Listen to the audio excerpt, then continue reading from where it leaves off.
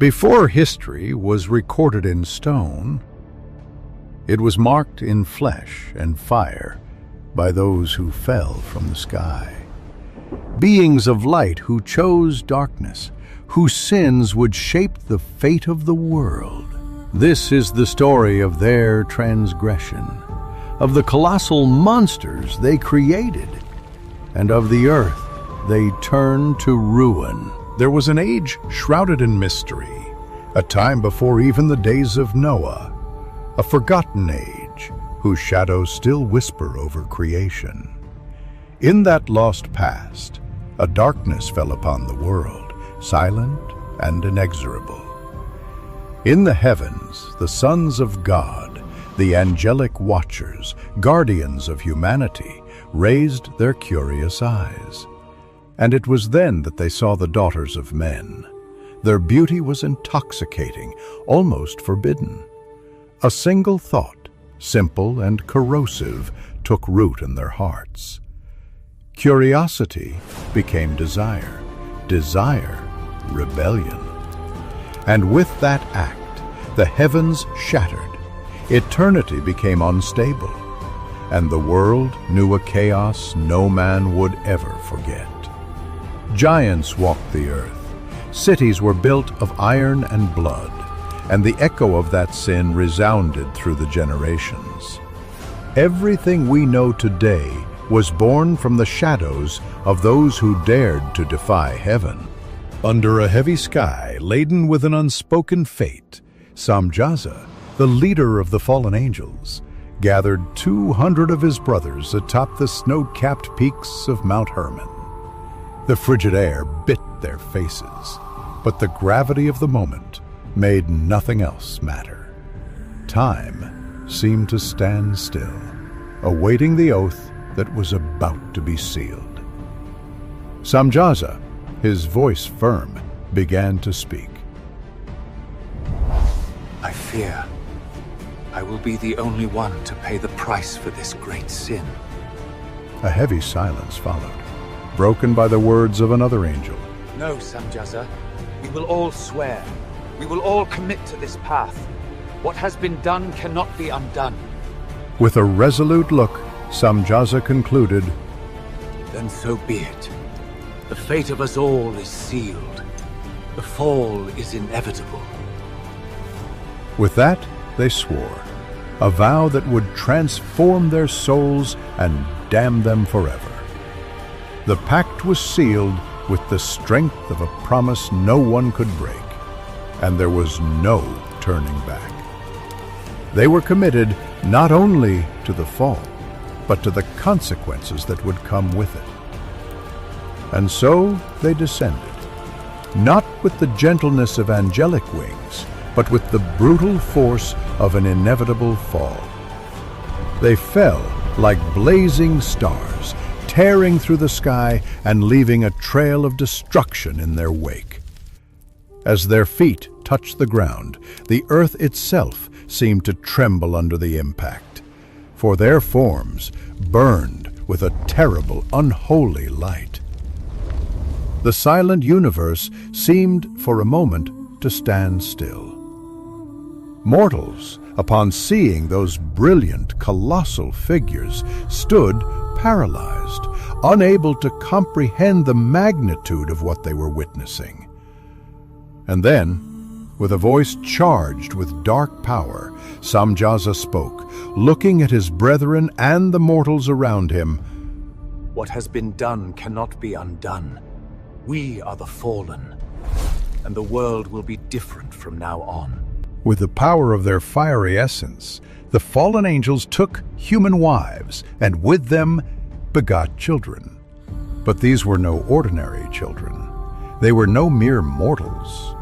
These children were born with an ancient hunger in their eyes, and a power that broke the laws of nature. They grew to immense stature, their bodies reaching heights that blocked out the sun. They were the Nephilim, the giants, descendants of a pact that sealed their fate and the fate of the world. The weight of their fall lay before them. The world would never be the same again. Their presence was a living, palpable terror that spread like a shadow over every human tribe. Children of fallen angels and mortal women, these creatures possessed strength and cunning beyond human limits. They became kings and tyrants, gods and monsters, legendary heroes to some, nightmares to all. At first, their hunger was natural. Animals and fruits of the earth were devoured mercilessly. But their appetite grew, becoming insatiable. Soon, nothing nature offered was enough. Their eyes turned to humanity itself. The hunt began, and with it, the world writhed in agony. The earth itself, corrupted, began to spawn horrors, deformed creatures, abominations that should never have existed, impossible hybrids born from the encounter of species separated by divine design. Every cry of pain, every human tear seemed to fertilize the soil with the corruption that spread like a plague.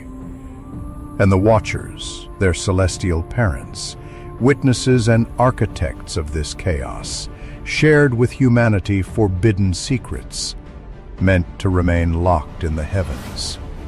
Atazel, prince among the fallen, taught men to forge weapons, cutting swords, impenetrable shields, instruments of war that would shape kingdoms of blood. Others brought dark astrology, magic, and spells that distort the soul and bend the will. Humanity, intoxicated by this knowledge, sank into profound corruption. Violence ceased to be punishment. It became celebration. Chaos was now law. Even nature groaned. Darkened skies hid the sun, and the ailing earth showed signs of a disease as old as the mountains, a rot that stretched from the heart of life to its deepest roots.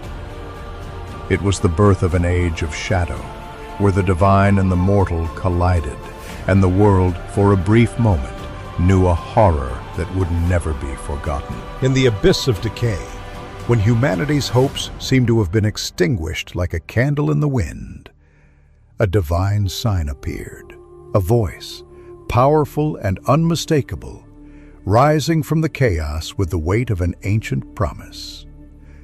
God, in his infinite wisdom and justice, sent a man. Not just any man, but someone chosen. Someone who walked side by side with the Creator, without fear, without hesitation. His name was Enoch. In a land ravaged by the corruption and tyranny of the Nephilim, where the darkness of oppression was absolute, Enoch's voice resounded with the force of thunder in the silent desert. He feared neither the giants who dominated the world, nor the fallen angels who, with their wiles, corrupted creation. He knew that the Almighty guided him, and with that confidence, he cast his message to the winds. O children of heaven, you who abandoned the glorious home you came from, you who defiled the earth, know this: the Most High sees all, and he will come to judge. Enoch's words were like a prophecy written in fire, echoing through the mountains, across the desert. But only a handful of souls heeded his warning. The world mocked, the masses laughed at the old prophet, blind to the impending storm that loomed like an endless shadow. God's judgment, however, had already begun. The giants continued their tyranny, erecting their impossible towers, which stood like monuments of arrogance. Their laws, written in blood, were brutally enforced, and humanity, lost and directionless, furiously imitated the cruelty they taught. Enoch, his heart heavy with the pain of a world in ruins, walked among the ashes of the cities the Nephilim had destroyed. He spoke of what he saw, of visions that burned in his mind, Visions of a future where everything would be consumed, where destruction would be total and irremediable. I have seen the end. The mountains will melt like wax. The stars will fall from the sky, and the armies of the Lord will descend in fire and vengeance. As these words reached the ears of the fallen angels, until then invulnerable, an emotion they had never experienced overwhelmed them: fear. For the first time they trembled. They, who had fallen through pride, now approached Enoch, their once radiant forms now somber, gripped by the dread of what was to come. Prophet, intercede for us. Take our petition to the Creator. We beseech His mercy. Enoch, burdened with the responsibility of a divine messenger, brought the petitions to the throne of God. But the time for mercy had run out. Judgment was sealed, and the scales of justice were about to tip irrevocably against the fallen angels. When Enoch returned, his face was a mask of sadness, evidence that the fate of those who had rebelled was irrevocably sealed. He looked at the fallen angels, now in a state of profound despair. There will be no peace for you. Your children, the giants, will be destroyed before your eyes, and you will be forced to witness the downfall of all that you have created. These words, like a thunderbolt, split the silence that surrounded them. The power of what had been said seemed to reverberate throughout the land, as the heavens prepared to carry out the sentence that had long been announced. In the vast land where the giants ruled, their colossal figures marched like unbeatable gods, arrogant in their power and blind in their confidence. They believed themselves untouchable, indifferent to the whisper of approaching death. Their hearts were so numb with violence and destruction that fate seemed a distant, irrelevant concept. But time, like a relentless current, is unforgiving, and their end was closer than they imagined. On the horizon, a dark omen began to take shape. As the world sank into the darkness of decay, a new figure emerged from the shadows. A simple man, his soul scarred by the weight of hardship, without fame or power, but with something far more valuable: purity of heart. His calloused hands bore witness to the hard work and humble life he had chosen. His name? Noah. He was no hero of grand appearance, but his soul resonated like a beacon of light amidst the darkness. His eyes, still shining with hope, reached for the heavens, even when the earth was consumed by evil. Noah walked alone, but he was never truly alone. For while the giants sank in their wars and their cities crumbled to dust, Noah walked with God. He was the last flame of justice in a lost generation, a generation sinking into wickedness, corruption, and violence. One night, when the wind seemed to carry the weight of the world, something incredible happened. A radiant light descended from the sky, not with the heat of destruction, but with a fire that would not burn. It was a divine presence, a force that filled Noah's soul with an intoxicating awe, but also with a supernatural calm. The air grew thick, charged with a power that could not be challenged. Behold, the end of all flesh has come before me.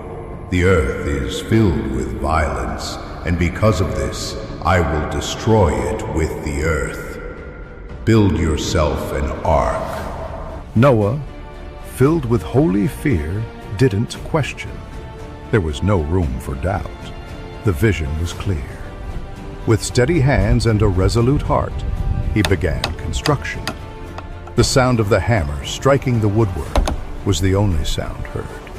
It was a solitary rhythm, but charged with profound meaning. Each hammer stroke was a response to the chaos unfolding around him. The people, seeing his work grow, gathered to mock him. Look at the old man. He builds a ship on dry land. Has the sun fried his head? Where is this flood he speaks of? But Noah didn't answer. His answer lay in the wood he cut, in the ark that rose. He was unshaken, for he knew he was accomplishing something greater than himself. As Noah continued his work, the heavens moved in a spectacle of divine forces. The archangels received orders from on high, and their wings stretched toward earth. Raphael, the celestial warrior, was sent to capture Azel, the leader of the rebellion that had corrupted Earth's creatures. In the depths of the mountains, Raphael found him, a being of power and desolation. With chains of spiritual fire, he bound Azel and cast him into an abyss of eternal darkness, where he would remain until the end of time. Meanwhile, Gabriel, the messenger, had a different mission. He was sent to sow discord among the giants, so that destruction would come not only from without, but from within their own hearts. He whispered words of distrust, envy, and hatred, until the once allied clans began to turn against each other. The last war of the giants was about to begin, a war without mercy and without victors. Noah, oblivious to all this, continued his work diligently. He knew that the ark was not just a construction, it was a promise, a silent promise of survival, a promise that despite the chaos unfolding around them, there was still a chance to save what remained of purity, of life, and of hope. And so, as the world around him crumbled, Noah continued to hammer, one beat at a time, like the sound of the last echo of justice in a lost world. And then God spoke for the last time.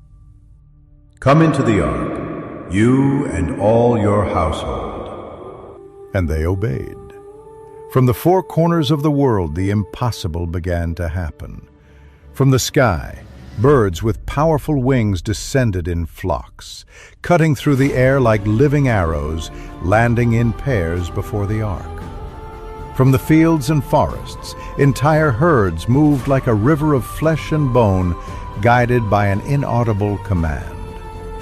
From the deserts, reptiles slithered through the dust, obeying a call only they could hear. Even the wild beasts, lions, bears, elephants, and creatures that had never known peace, marched side by side, without war, without fear. On the seventh day, Noah and his family entered the ark.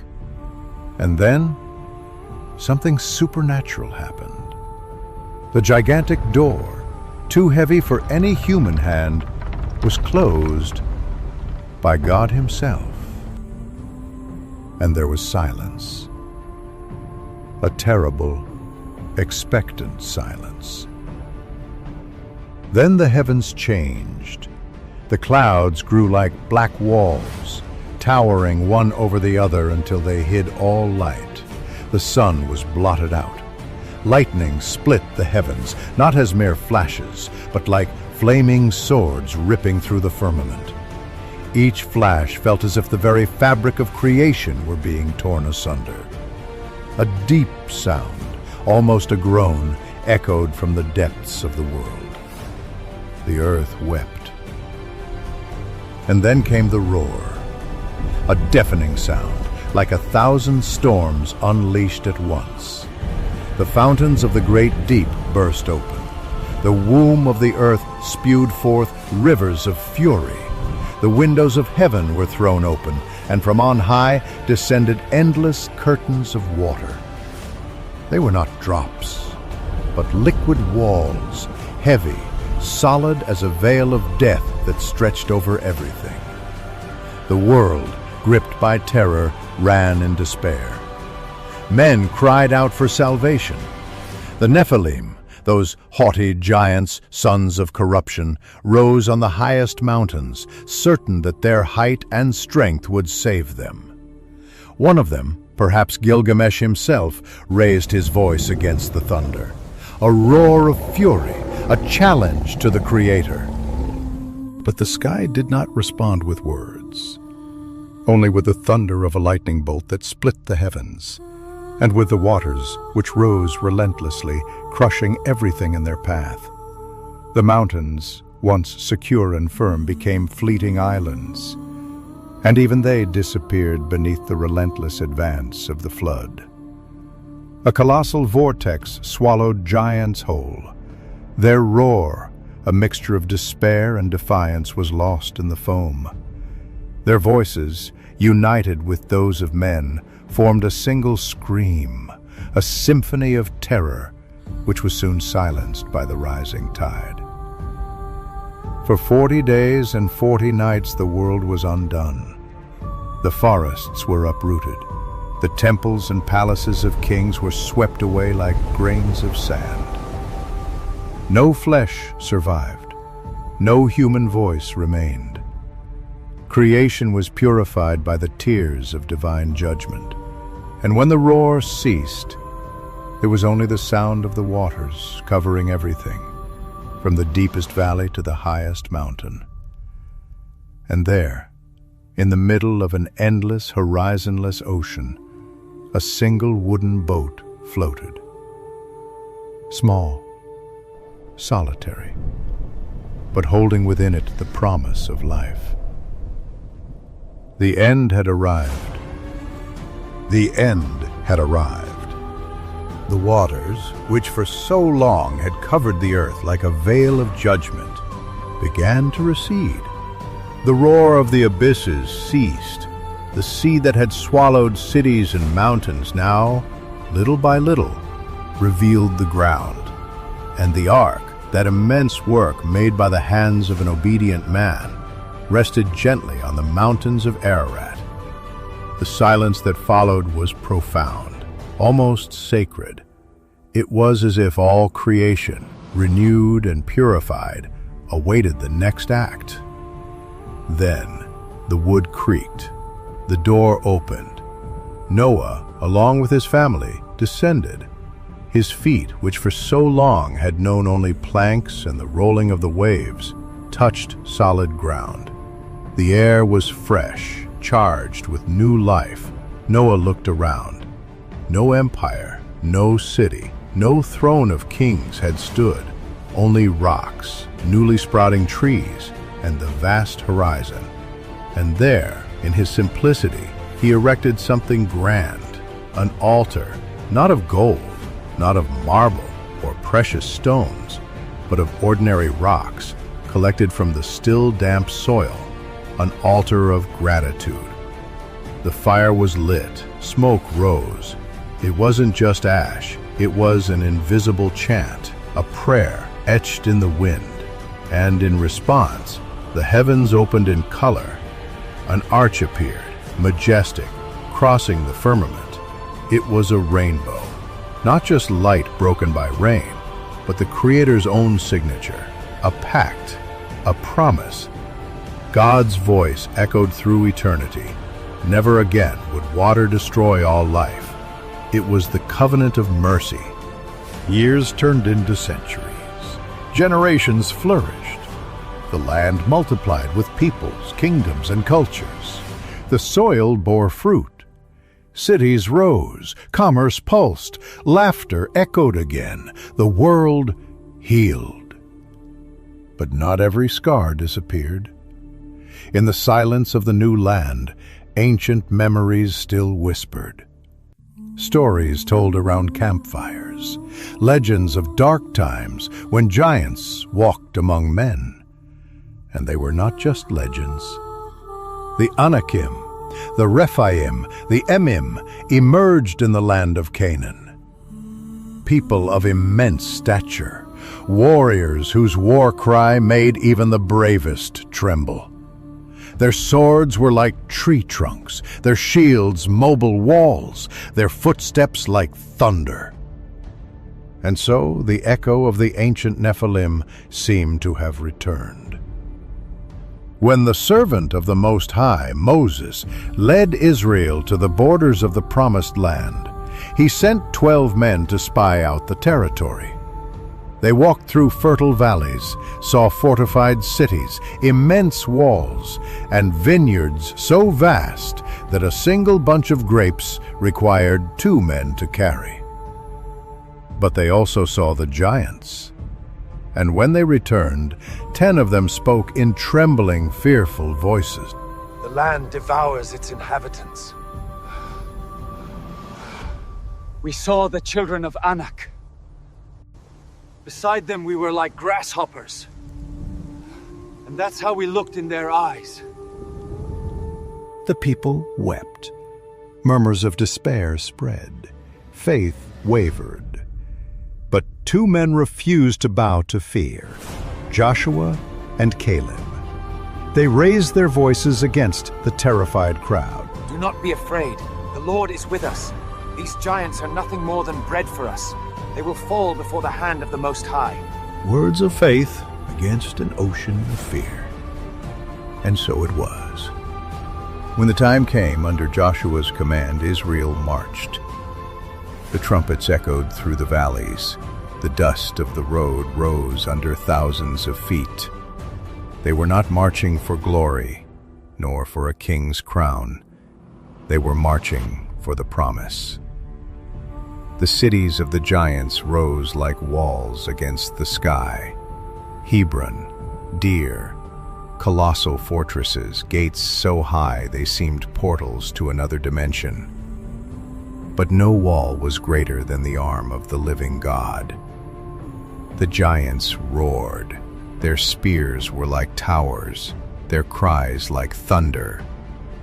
But before the Lord, their strength was nothing but dust. One by one they fell. The terror of men was conquered by the power of the promise. And then the last shadow lifted, and the last of the Rephaite kings reigned in Bashan. His name was already legend.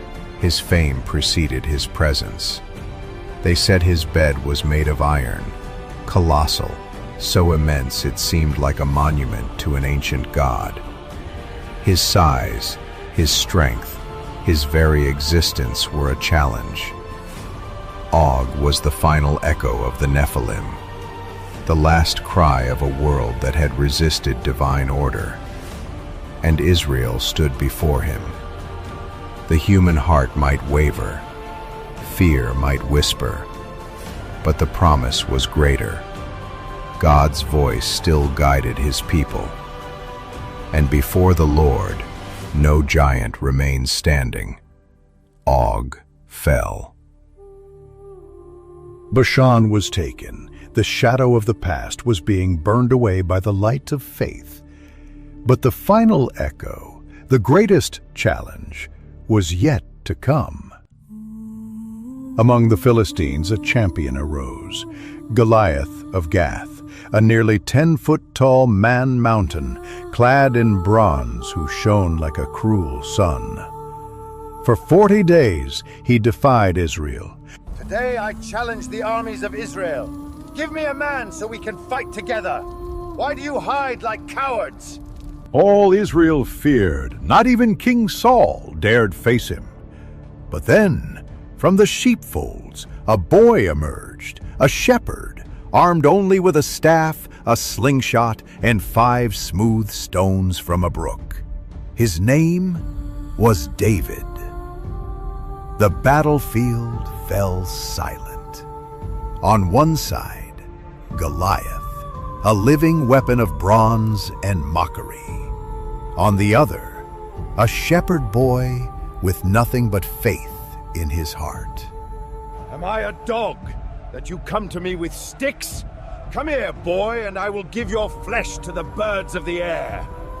You come against me with sword, spear, and javelin, but I come against you in the name of the Lord Almighty, the God of the armies of Israel, whom you decide. Today the Lord will deliver you into my hand. The heavens watched. The angels held their breath. The stone flew, a blur, a hiss, a sickening crack. Goliath, the great giant, the invincible champion, fell face down to the earth. The ancient fear that had haunted humanity for ages was shattered by a boy and a single stone. David rushed forward, seized the giant's massive sword, and cut off his head. The Philistine army, seeing their champion fall, broke and fled in terror. The nightmare was over. Under David's reign, the last giants were hunted down and destroyed. Ishbanab, Saphlami, the last remnants of a cursed lineage, fell one by one. They were not slain by angels or demigods. They were slain by mortal men, armed with something the giants could never comprehend. The age of shadows had passed. The memory of the Nephilim became a warning, a story whispered through time, a reminder that even the most terrifying darkness can be overcome. It is not strength that conquers giants. It's faith.